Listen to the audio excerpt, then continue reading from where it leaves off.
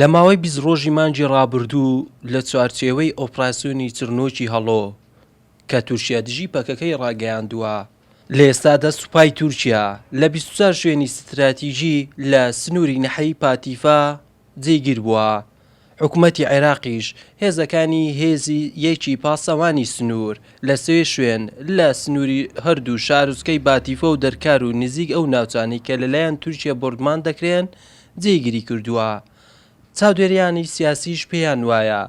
ئەگەر ڕێگری لە ئۆپراسیۆنی تورکیا نەکرێت، پلان هەیە هەرسێ نەحەییەکانی ماسێ و باتیفە و دەرکار بە تەواوەتی لەلایەن تورکیا کۆنتڕۆڵ بکرێ. مەترسیە پلانێک کە کار دەکەم بۆ ئەوەی فیدرالیەت کە لە شەرچێشی تورکیا بووە هۆکارێک کە سوپای عێراق بێتە دەواازەی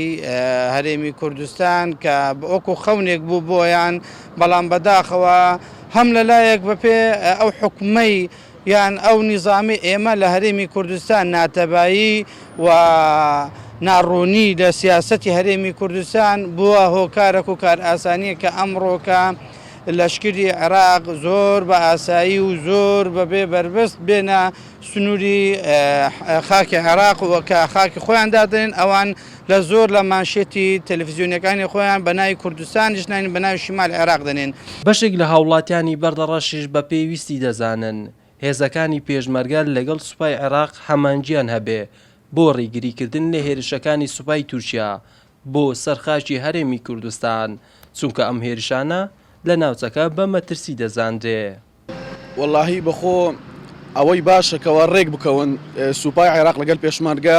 چونکە هێزەکانی تورکیا تقریبا داخلینا و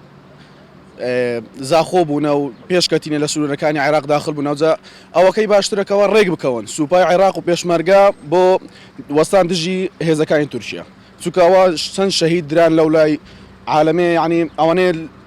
عیلاقیان بە شەڕ نییە و دوور لە پاکەکە و هەموو شەهید کران. لە ئۆپراسیۆنی ئەمجارەیدا سوپای تورکیا بە درێژایی 45 بۆ 50 کیلۆمەتر هاتوتە نێو سنووری نەحەیی باتیفە. بۆیە ئێستا حکوومەتی عێراق هێزەکانی پاسەوانی سنوور لە 3 شوێن لە سنووری هەردوو شارۆچکەی باتیفە و دەرکار نزیک ئەو ناوچانەی لەلایەن تورکیا بۆردمان دەکرێن جێگیر کردووە. محەممەد جەلیل، کەناڵی بادینان، بەردەڕاش.